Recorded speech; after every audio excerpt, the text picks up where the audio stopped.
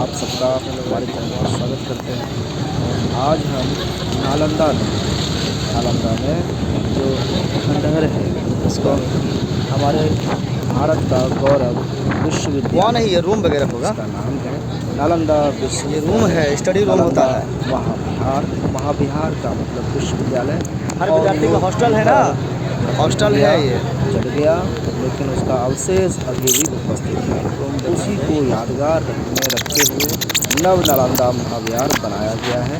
इस यूनिवर्सिटी को देखेंगे और पुराने खंडहर को भी जाकर देखेंगे, उसको समझेंगे और अपनी यादों को ताज़ा करेंगे। तो चलते हैं। ये देखिए नव नालंदा विहार जो है, महाविहार हम लोग आ गए। विहार मतलब जहाँ पर स्टूडेंट रहते हैं, हॉस्टल, ग्रामीण वासी, और महाविहार यानी कि यूनिवर्सिटी, विश्वविद्यालय। तो ये हम कई लोग हैं, कुछ यहाँ पे कार्यशाला में ट्रेनिंग में आए हुए हैं, तो इसलिए यहाँ पर देख रहे हैं कि कैसा कैंपस है। हम पहली बार आए और ये जो दिख रहा है प्रशासनिक भवन है, और ये सामने इसमें कई विभाग और सेमिनार हॉल ये सब भी उपस्थित है। और ये भव्य दृश्य आपको देखकर बहुत गर्व की अनुभूति होगी। यहाँ पर पार्किंग वगैरह भी बहुत अच्छी है। ये प्रशासनिक भवन है जिसमें हमारे वीसी साहब रहते हैं। धम्माशोक प्रशासनिक भवन यानी कि धम्माशोक एडमिनिस्ट्रेटिव ब्लॉक है, ये बिल्डिंग है। इसमें सारे प्रशासनिक कार्य होते हैं और यहाँ पर विभाग और विभागाध्यक्ष रहते हैं। यहाँ पर क्लासेस होता है, स्टूडेंट सब। आचार्य नागार्जुन संकाय भवन है ये, तो इसमें पढ़ाई होती है। इसके बगल में और भी कैंपस है और उधर साइड में हॉस्टल वगैरह है, बॉयज़ का, गर्ल्स का। और ये हमारा तिरंगा झंडा गर्व से लहराता हुआ ऊंचा तिरंगा शान से फहरा रहा है। ये फ्रंट पर ही कैंपस में है, गेट के पास ही। गेट से अगर देखते हैं तो इस तरह से यहाँ गार्ड भी रहता है। वो कौन आ रहा है कौन जा रहा है इसका भी एंट्री करते हैं, उसका भी ख्याल रखते हैं। इस तरह से सुरक्षा के दृष्टिकोण से ये अति आवश्यक है। ये इसलिए भी आवश्यक है क्योंकि कौन आए, उसका क्या परिचय है, क्या जानना चाहते हैं, ये रिकॉर्ड हो। क्योंकि हम इस रिकॉर्ड को देखकर ही जो नालंदा महाविहार खंडहर है उसके बारे में पता चला, क्योंकि वो तो मिट्टी के अंदर दब गया था। लेकिन जो चीनी यात्री हुएनसांग और भी कई बौद्ध दार्शनिक आए थे जब भारत में, उन्होंने जो लिखा वो रिकॉर्ड देख कर के ही आज ये पता चला कि इस जगह या यहाँ पर ऐसा कुछ था। और उसके लिए खोज हुआ, खुदाई की गई और खुदाई में वो ज़मीन के अंदर दबा मिला और पता चला। तो रिकॉर्ड तो बहुत ही आवश्यक है, ये यहाँ से समझ में आता है। तो देख ही रहे हैं आचार्य नागार्जुन संकाय भवन है। इसके बाद इसके बगल में वहाँ पर बनाया हुआ है वो जहाँ पर प्रोग्राम हो रहा है, मंच वगैरह बना हुआ है। इधर खेलने के लिए और पार्किंग भी और गाड़ी भी आने की व्यवस्था आपको दिख रही है। लोग आ जा रहे हैं, यहाँ पे कई अतिथि वगैरह आए हुए हैं, तो उसके बारे में विशेष बात नहीं कर पाएंगे। ये बगल में सेमिनार हॉल जो उद्घाटन के लिए बना हुआ है, और यह टेम्पररी वेस्ट है, ये सामियाने से बना हुआ है। आपको यहाँ भी ले चलते हैं। यहाँ पर 3 दिनों का कार्यक्रम चल रहा है, जिसमें बुद्धिजीवी वर्ग के लोग, पढ़े लिखे प्रोफेसर और रिसर्च स्कॉलर आए हैं, और सब लोग बौद्धिक चिंतन यहाँ पर करेंगे। और माननीय जो शंकरानंद जी हैं उनका उद्बोधन भी सुनेंगे। उनके विशिष्ट आख्यान के लिए यहाँ पर सब आमंत्रित हैं, तो उस पर भी चर्चा करेंगे, कुछ आपके सामने प्रस्तुत भी करेंगे।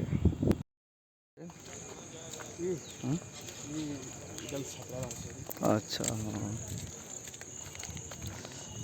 ये बॉय छात्रावास है, बताया तो भला के वहाँ नहीं जाना है। और ये जो चले यहाँ पर, ये बॉयज़ हॉस्टल है, इसके सामने गर्ल्स हॉस्टल है वो अलग से। और ये जो उसके इस हॉस्टल के बाद वाला जो कैंपस दिख रहा है वो फॉरेनर के लिए है, बुद्धिस्टों के लिए है। इसमें कई जो विदेशी भाषाएं हैं उसकी पढ़ाई होती है। और उधर अलग ही रहते हैं। यहाँ पर जो है ये शांत रक्षित छात्रावास जो है, यहाँ पर भारतीय छात्र रहते हैं और इसके बाद वाला कैंपस में वो विदेशी छात्र रहते हैं। और ये कार्यक्रम का उद्घाटन सत्र के समय का दृश्य है, जिसमें कई लोग आपको दिख रहे हैं, हम भी हैं यहाँ पर। और एक ये झांकी है और नव भारत के पुनर्निर्माण के लिए ये शिक्षा का क्या महत्व है, कैसे क्रियान्वयन इसका होगा, इस पर चर्चा हो रही है। शिक्षा से जुड़े हुए यहाँ पर सारे विद्वान उपस्थित हैं। विशेष करके झारखंड, दक्षिण बिहार और उत्तर बिहार 3 प्रांतीय जो सेक्शन बांटे गए हैं सुविधा के अनुसार, इससे यहाँ पर लोग आए हुए हैं। और ये आपको जो मेन बिल्डिंग है जहाँ पढ़ाई होती है आचार्य नागार्जुन संकाय भवन में, इसमें वो कार्यक्रम का है। यहाँ पर रात में सांस्कृतिक कार्यक्रम भी हुआ था, जिसको हमने अस्थि कलश नाम से प्रसारित हुआ था यहाँ पर, और हमने उसको यूट्यूब पर रखा भी है कुछ समय पहले का वीडियो में। इसके बाद यहाँ से चलेंगे खंडहर देखने। उसके पहले हुएनसांग का भी भवन बनाया हुआ है, उनको सम्मान देने के लिए, उसको देखते हैं। अच्छा, इससे 3 मूर्तियाँ निकली है ना? किनका मूर्ति है? तालाब है ये तो और ये भी महाविहार का ही है असल में। अच्छा। और ये जो रोड जा रही है, इसी रोड से और एक मंदिर है यहाँ पर, जो बोल रहे हैं वो बोले, वहीं चलते हैं फिर डेमोन्स्ट्रेशन वाला जो है कोर्ट हुएनसांग टेम्पल, विकासा टेम्पल। हाँ, टेम्पल है। हुएनसांग को संत बना दिया गया है। को भी सम्मान मिला है।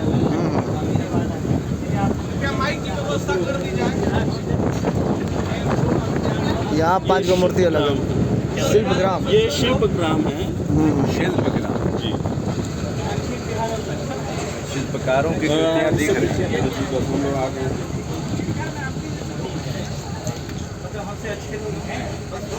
जैसे कि क्या जरूरत अच्छे होने यहाँ पर हुएनसांग का जो ये मंदिर है, ये बना हुआ अंदर में बहुत सुंदर ऐतिहासिक विवरण भी है, उनका मूर्तियाँ भी है। और यहाँ पर लोग प्रतिभागी लोग अपने अपने फ़ोटोशूट कराते हुए प्रदर्शित हो रहे हैं। आप इनको यहाँ पर देख सकते हैं। हम भी यहाँ पर उपस्थित हैं और इस तरह से आपके बीच इस भवन का अंदर का भी पार्ट्स आपको दिख रहा है। वो झांकी, वो मूर्ति जो हुएनसांग को समर्पित है। इसमें दीवार पर पेंटिंग के सहारे भी बहुत कुछ बताने का प्रयास किया गया है और इसका विवरण भी उसके साथ ही अंकित है।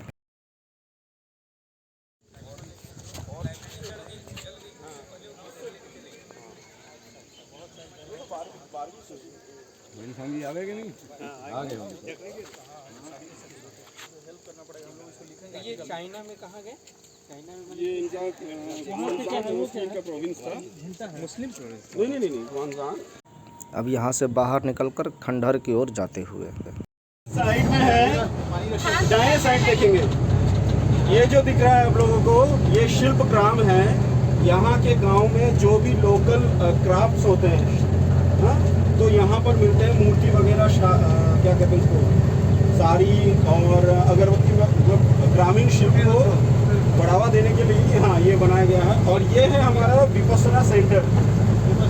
हाँ, सिद्धार्थ गौतम ने जिस ध्यान पद्धति का अवलंबन किए थे, उसका यहाँ पर हर महीने 10 दिन का शिविर लगता है। आप कोई भी आ सकते हैं, उसका ऑनलाइन वेबसाइट भी है, आपको उसमें रजिस्ट्रेशन करवाना होगा और 10 दिन आपको यहाँ रहकर उस ध्यान भावना का अभ्यास करना होता है। अगले महीने फिर से लग रहा है, इस महीने का अभी तक खत्म हो रहा है। वो आने लायक पोखर तो इसका मई के अंतिम में फिर से यहाँ कुछ मूर्तियाँ निकली हैं उस साइड से, और उसका अवशेष जो है अभी हॉस्टल में रखा गया है, मतलब मेरे ही रूम के सामने। वाह वाह वाह, वो उल्टा पुल्टा चीज़ सभी लोग करते रहते हैं। ये यहाँ से आगे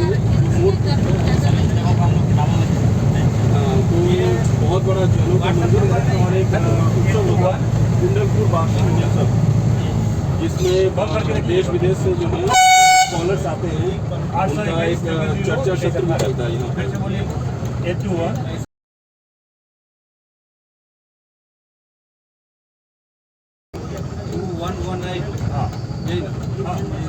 ये डायने साइड से जो रोड जा रही है, ये कुंडलपुर जा रही है।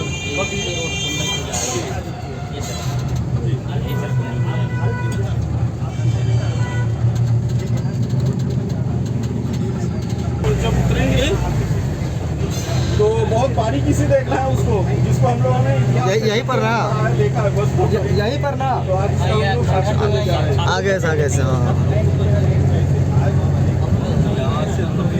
निकालना पड़ेगा नालंदा का जो खंडहर है नालंदा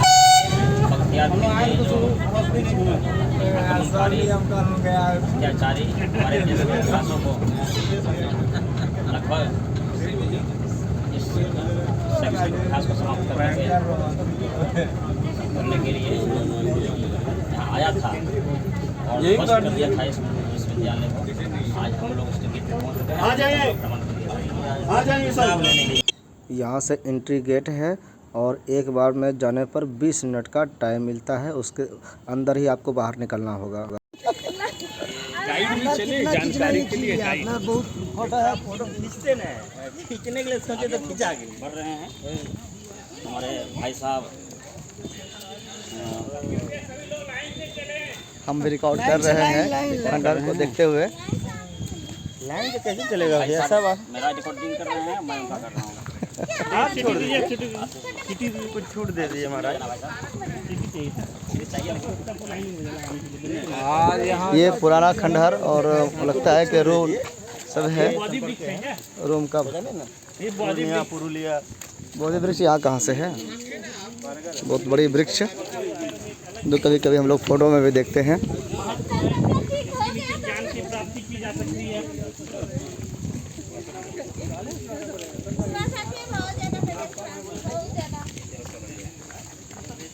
देख रहा है ये पुराना सब निकला हुआ है, नालंदा विश्वविद्यालय।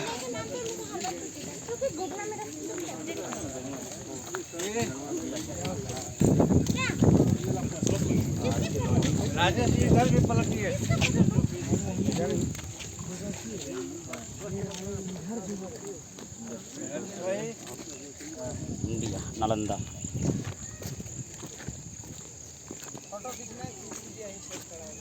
कम फॉरवर्ड टू रिजर्व।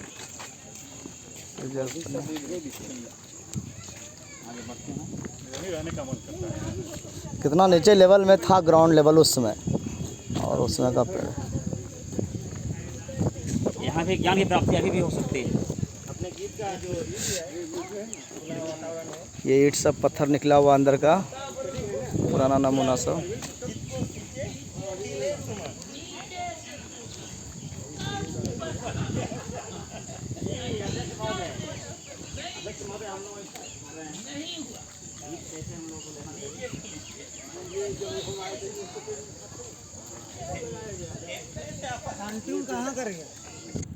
यहाँ पर जगह जगह जो है ये शिलापट लगाया गया है, जिसमें नोट्स लिखा हुआ है, उसके बारे में चर्चा की गई है। ये इसमें कई विहार संख्या करके 12-13 तक है, उसको भी हम कुछ जो मिला यहाँ पर उपलब्ध हो पाया, उसको लास्ट में हम ये सिर्फ शिलापट को रख देंगे, जिसको आप पढ़ करके ज़्यादा अच्छा से समझ सकेंगे।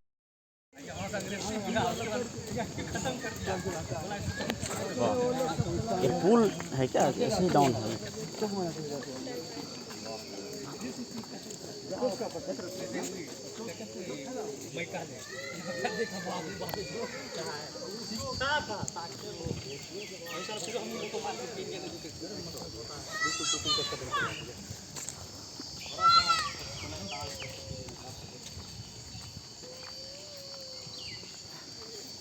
What there?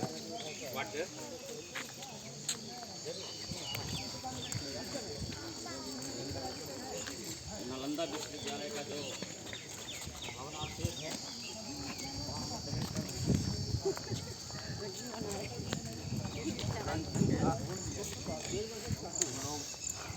देखें कैसा एकदम छज्जा निकला हुआ है।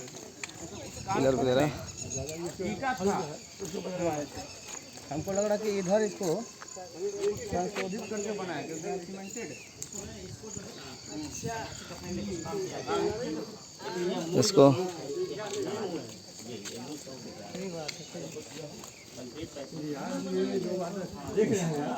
इसको टूटने फूटने से बचाने के लिए सीमेंटेड किया गया है। ईंट देख रहे हैं कितना ढंग का है, लंबी लंबी ईंटें हैं।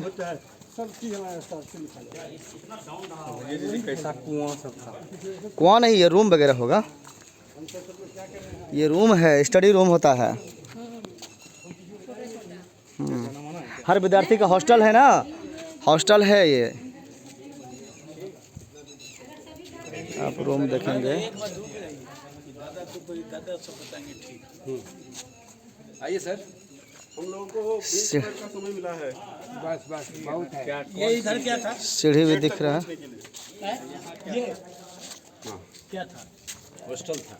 हॉस्टल का रूम है लग रहा है, गेट है वो। यहाँ पर आप देख सकते हैं, देखिए बहुत सारे स्तर बने हुए हैं, ठीक है।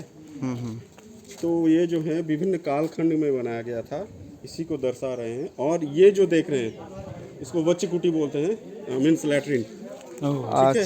हाँ। और भीतर से जो ये पैसेज बने हुए हैं ये ड्रेन्स हैं। तो यहाँ से ये जो है सारे के सारे गंदगी जो है उसमें जाने का नहीं है, बाहर निकल जाते हैं, ठीक है। हम लोग 2 मंदिर देखेंगे और एक लाइब्रेरी वाली, जिसका पिक्चर हम लोगों ने सभी ने देखा है। ये जी सर। ये एक तरह के हैं, ठीक है। कुछ इसमें अलग भी है। ये ईंट एक तरह के हैं, ये दूसरी तरह के हैं, ये तीसरी तरह के हैं। अच्छा, मतलब इसकी थिकनेस में अंतर है? नहीं, थिकनेस नहीं, ये अलग अलग कालों में मतलब एक शासन में। तो कोई जो है गुप्त वंश में बना था, कोई पाल वंश में बना है, शुंग वंश में बना है। तो ये ईंटें जो है इस हिसाब से अलग, इसलिए अलग अलग स्तर में बना हुआ है। तो इसकी पहचान कैसे हुई? ये तो वही तो यही पुरातत्व वेदा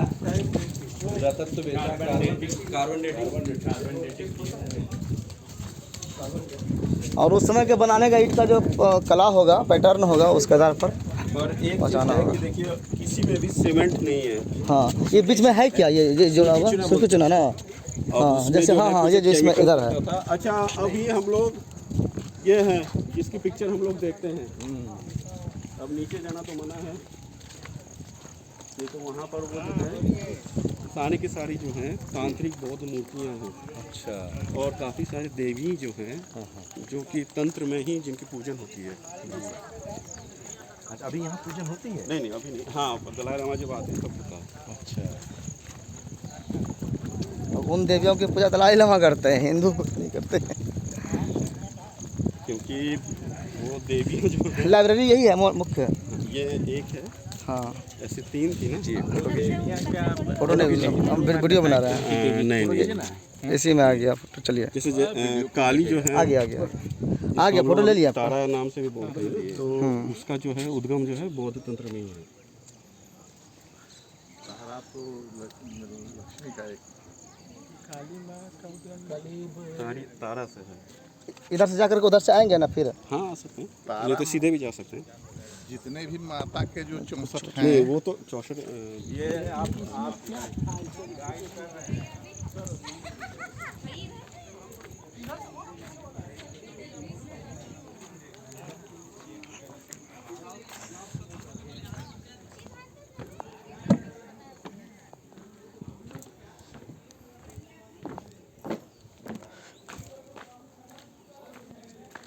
कितने दिन लगे होंगे खोदने में इसको। यहाँ पे लकड़ी दिया हुआ है।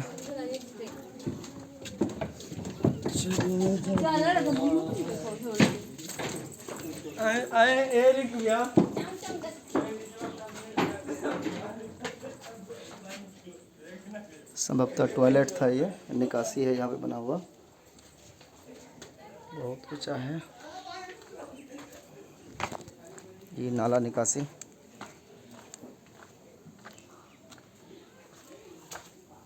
हर एक रूम वैसे ही है।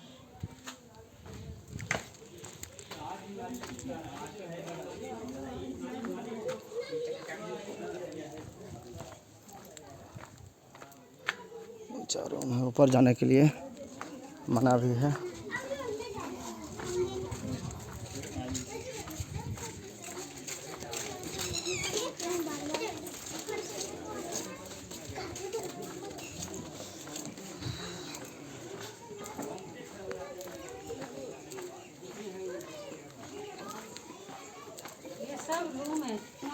साइज का बना हुआ सब। हाँ उधर तो टॉयलेट बता दिया। स्टडी रूम नहीं है? अच्छा बुक सेल्फ है समझिए। अच्छा सभी रूम में बुक रहता था। अच्छा अच्छा ओ, वो हॉस्टल अलग है।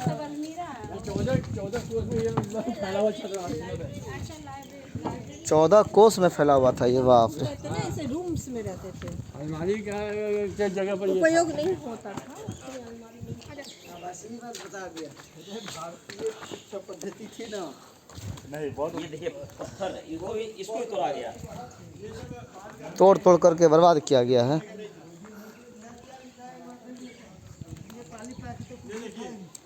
ये जो ईंटा देख रहे हैं जी ये उस समय का है।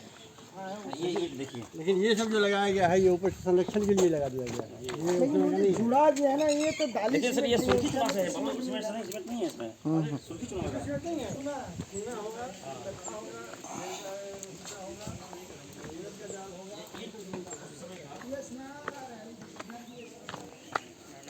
है। स्नानागार कौन सा? अच्छा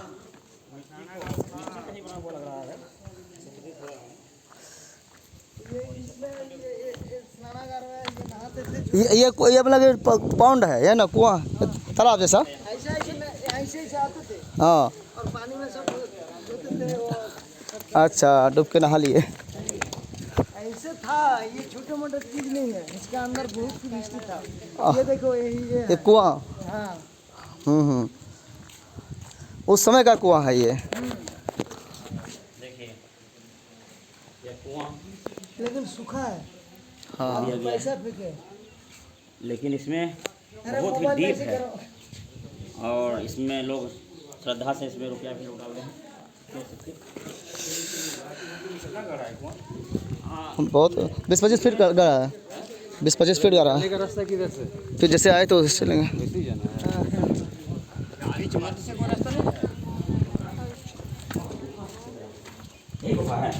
ये कौन गुफा है? ये आलोचना बैठक था।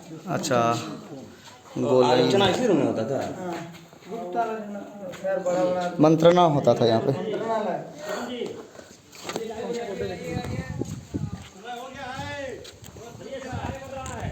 मंत्रालय मंत्रालय देखा इसका आलोचना।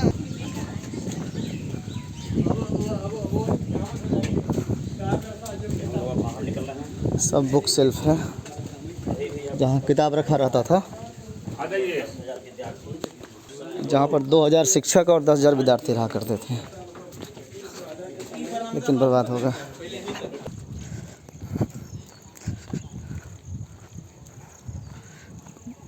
लाइब्रेरी जो है यहाँ पे कई देवी की मूर्तियाँ वगैरह हैं।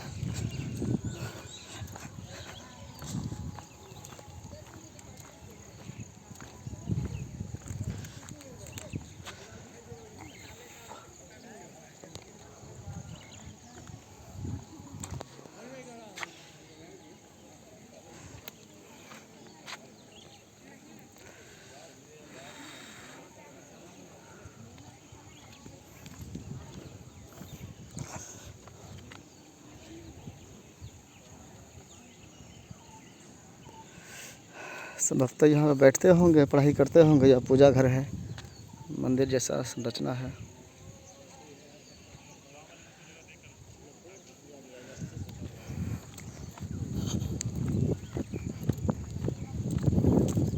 मिनट आप देख रहे हैं कितना सुंदर ये झकास बनाया हुआ है, डिजाइनिंग।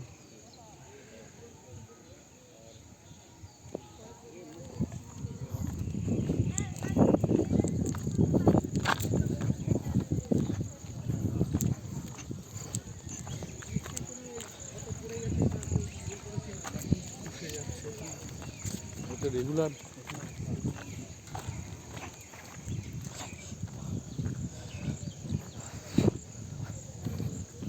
ये अपोजिट साइड से पश्चिम तरफ से इस तरह दिख रहा है।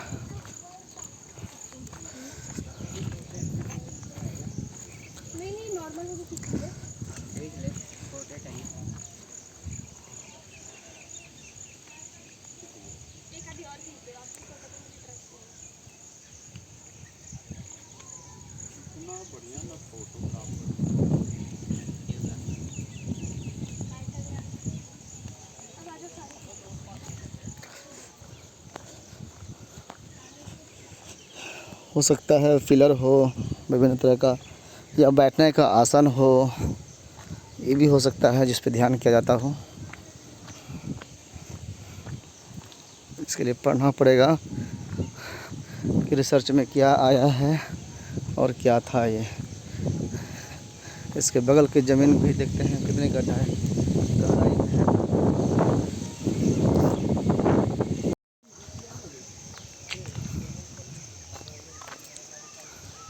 ये किनारे किनारे हम लोग चल रहे हैं, संभवतः ये भी दीवार होगा इतना बड़ा मोटा, इसकी सुरक्षा के लिए।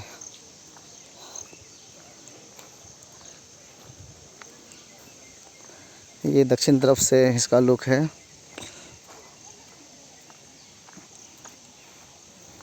बड़ा ही खूबसूरत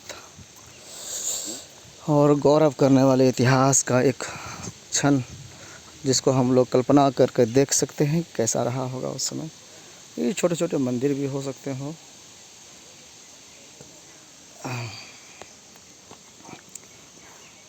जो भी लेकिन बताया जा रहा है वो अनुमान से बताया जा रहा है। अनुमानतः ये ऐसा होगा वैसा होगा, वास्तव में क्या था तो उस समय की स्थिति में कोई अगर समय काल से पीछे चल सके तो फिर पता चल सके कि क्या था उस समय।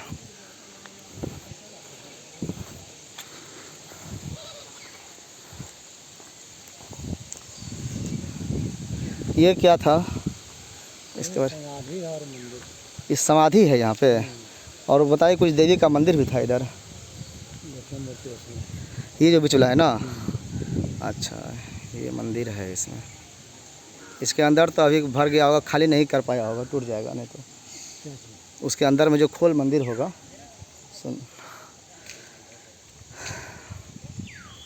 समाधि स्थल है ये। अच्छा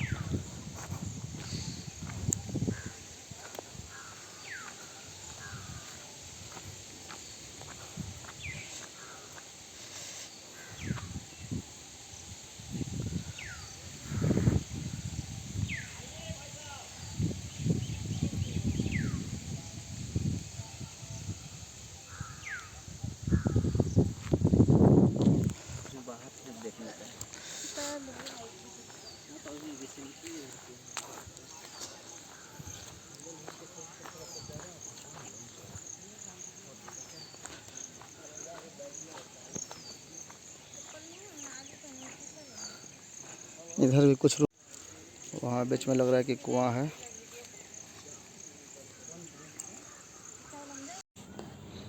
इसके बाद जो है हम वीडियो नहीं बना पाए, लेकिन वहाँ पर फ़ोटो ज़रूर बनाए हैं। अन्य जगह जो है ये तो किनारे पर जब दिखाई पड़ रहा था, ये मंदिर है और यहाँ पर मनौती किए हुए, यहाँ पर काली माँ, दुर्गा माँ का जो उस समय देवी का पहला रूप है उनके मंदिर है। उसके साथ साथ छोटे छोटे अन्य देवी मंदिर है। इसके बाद चूँकि बैटरी हमारा कमज़ोर हो गया था तो हमने फ़ोटोग्राफी करना उचित समझा। और ये देखिए नाला निकासी का कितना गहरा और अच्छा प्रबंध है पूरे यहाँ से साफ़ सफाई का। ये गैलरी नुमा जहाँ से आप एंट्री करते हैं, और ये पूरा नक्शा है कि कैसे बना हुआ था पूरा। इसमें एक साइड में एक रो से एक समान वर्गाकार वो जो आवास है उसमें 23-32 इस तरह से करके रूम एक भुजा पर बना हुआ। तो आपको लगेगा कि इतना ज़्यादा सुंदर व्यवस्था और इतना ज़्यादा कमरों की संख्या, जहाँ पर 10,000 स्टूडेंट एक साथ पढ़ाई करते थे और इसमें 2,000 लगभग टीचर भी थे। तो ये कम बात नहीं है। कितनी आधुनिक और उत्तम व्यवस्था कि एक टीचर पर 5 विद्यार्थी, यानी कि जिम्मेदारी 5 विद्यार्थी पर 1 टीचर है। और आज की शिक्षा व्यवस्था देख लीजिए कि मिनिमम जो है 30 विद्यार्थी पर 1 टीचर रखने का एक आइडियल माना गया है, और वो भी संभव नहीं हो पाया है। टीचर नाम मात्र के और विद्यार्थी सैकड़ों में, कहीं कहीं किसी सब्जेक्ट में हज़ारों में। तो ये जो रेशियो है शिक्षा का स्तर गिराने के लिए काफ़ी है। ये सारे जो ब्लॉक दिख रहे हैं ये रूम है, कमरे हैं, और इस तरह से कई कैंपस हैं यहाँ पर। एक तरफ जो पूर्वी किनारे पर जो बड़ा बड़ा कैंपस है, हर एक कैंपस में चारों ओर से कमरे बने हुए हैं। ये बरामदा है, बीच में ये हॉल है, सारी व्यवस्थाएं, बीच में जो है पानी वगैरह का सब कुछ व्यवस्था था। और एक रो में तो ये हो गया, और दूसरे 30 मीटर का रोड बीच में। आप ये 30 मीटर रोड जिसको आज हम लोग प्लॉटिंग करते हैं खेत का, तो 30 फीट रोड अगर दे देते हैं तो उसको बहुत बड़ा रोड माना जाता है। लेकिन यहाँ पर 30 मीटर का पासेज चाहिए दोनों के ओर में, तो दोनों के बीच में तो कितना बड़ा रास्ता था, आप सोच सकते हैं कितना बड़ी सोच है। एक तरफ तो पूर्वी किनारे से लेकर के पूर्वी छोर पर जो है उत्तर से दक्षिण तरफ रहने का आवास, और उसी तरह से पश्चिमी किनारे पर मंदिरें, यहाँ पर साधना के केंद्र हुआ करते थे। तो ये जो देख रहे हैं ये साधना के केंद्र हैं। एक तरफ मंदिर है, इष्ट देव हैं, तपस्या करने वाले हैं, और ये एक तरफ जो है घर के अब बरामदे के ये पिलर दिख रहे होंगे आपको कुछ बचे हुए। अब तो घर बचे नहीं है, ये मिट्टी में दबा हुआ था, इसको तोड़ करके खोद करके निकाला गया है, और इतना जो है बचा हुआ अंश जो है ये जल करके लगभग सब इसका ग्रंथ वगैरह राख हो गया। यहाँ पर हमारे भारत का गौरव, हजारों लाखों ग्रंथ, कहानियाँ, रिसर्च पेपर, जितने यहाँ के ज्ञान विज्ञान से संबंधित जो वस्तुएं थी संग्रहित की गई थी, वो सारे के सारे एक साथ ही नष्ट हो गए। चूँकि पहले इतनी सुविधा नहीं थी लिखने पढ़ने की, इस कारण से डाटा जो है वो सुरक्षित नहीं हो पाया। कागज़ का भी उतना अच्छा सोर्स नहीं था उस समय। अब ताड़पत्र पर लिखा रहता था, तो कितना संग्रहण करने में कितना मुश्किल होता होगा, ये भी अकल्पनीय है। ये कैसे लोग करते थे। उसके पहले भी जब लेखनी का विकास नहीं हुआ था, लिखने का साधन नहीं थे कि क्या किस चीज़ पर लिखा जाए, तो जितने जो वेद पुराण हमारे यहाँ के हैं, इतने बड़े बड़े ग्रंथ, ये सब को कंठस्थ करके रखते थे ऋषि मुनि। एक शिष्य को गुरु जो है ज़िंदगी भर उसको सिखाते थे, उसके मुख में वो उसको वेद को समाहित कर लेता था। हर एक पेज, पन्ने, श्लोक सारे के सारे कंठस्थ कर लेते थे, याद कर लेते थे, समझ लेते थे, फिर वो अन्य शिष्यों को बताते थे। इस तरह से एक पीढ़ी से दूसरी पीढ़ी तक यह ट्रांसफ़र हो रही थी ज्ञान विज्ञान। बाद में जब लिखने का विकास हुआ, ताड़पत्र पर हो, भोजपत्र पर हो, या फिर अन्य जो कागज़ का माध्यम बना, तो फिर उस पर उसको उकेरा गया। आज पुस्तकें हैं तो किताब है तो उस पर भी लिखा जा रहा है।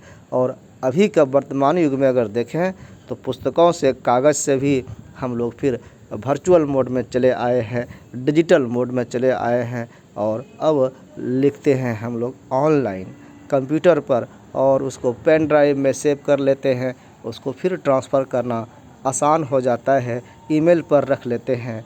पूरी दुनिया में कहीं से भी जो है उसको अपलोड और डाउनलोड किया जा सकता है। लेकिन इन सारी व्यवस्थाओं के विकास के बावजूद इसको सिर्फ ट्रांसफ़र ही किया जा सकता है। इस ज्ञान का उपयोग बिना समझे करना मुश्किल है, इसको समझ पाना तो अभी भी मुश्किल है। ज्ञान सिर्फ ट्रांसफ़र की वस्तु नहीं है, एक जगह से दूसरे जगह ले जाने की वस्तु नहीं है। उसको समझने के लिए पूरा ज़िंदगी खपाना पड़ता है। उसको हम आचरण में सीख करके ही कुछ कर सकते हैं। ये मनौती पूर्ण, ये देवी देवता के मंदिर के निशान हैं जो आपको फ़ोटो में दिख रहा है। तो आवश्यकता है हमारा जो ज्ञान विज्ञान था उसको व्यवहारिक स्तर पर समझें कि हमारा गौरव क्या था। बहुत सारे तर्कपूर्ण जो बातें हैं उसमें मिलावटी बातें घुस गई है, अंधविश्वास वाली बातें घुस गई है, कई चीज़ें घुसा दी गई है, जिसके कारण अतार्किक और अनसाइंटिफिक हमारा धर्म लगने लगा है। इसका कारण यही है कि उसका कोई प्रूफ नहीं है, कोई सबूत नहीं है। उस सबूत को ढूंढने का काम हम लोग रिसर्च में कर सकते हैं, ताकि वो तर्कपूर्ण बातें हमारे सामने आए कि हमारा कैसा गौरव था, सच्चा ज्ञान क्या था। तो ये जो है सभी लोग यहाँ पर घूमने आते भी हैं, देखते भी हैं, बहुत लोग फ़ोटोशूट करते हैं, लेकिन सीखने की जो आवश्यकता है वो ये कि हमारा वो खोया हुआ ज्ञान कहाँ है, कहाँ चला गया है, वो क्या क्या था।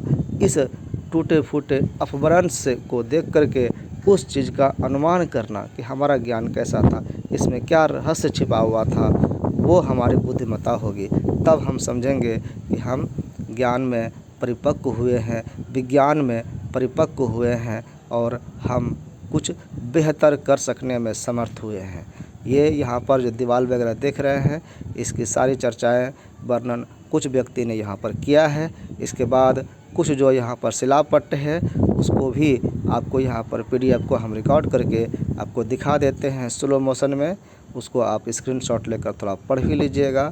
कुछ मिला, कुछ खो गया है, फिर भी आपके सामने प्रस्तुत है, वो उसको देख लीजिए एक झलक। इसमें नालंदा महाविहार के बारे में वर्णन बताया गया है कि किसने बनाया, कब बनाया, हिंदी में और इंग्लिश में भी। इसमें सभी राजाओं के बारे में धर्मपाल तक चर्चा की गई है। और यहाँ पर यह नक्शा कि एक तरफ मंदिर है, एक तरफ सराय टीला, एक तरफ कार्यालय और एक तरफ निकास। मंदिर और जो पश्चिमी तरफ किनारे में है वो मंदिर है, और निकास कैसे निकलना है इसकी नक्शा भी यहाँ पर बताया गया है। ये विहार संख्या 1। ये जो भी यहाँ पर चर्चा किया गया है, जिस जगह शिलापट लगा है उसके बारे में, उस बिल्डिंग के बारे में कि वो क्या था, उसके बारे में यहाँ पर चर्चा की गई है।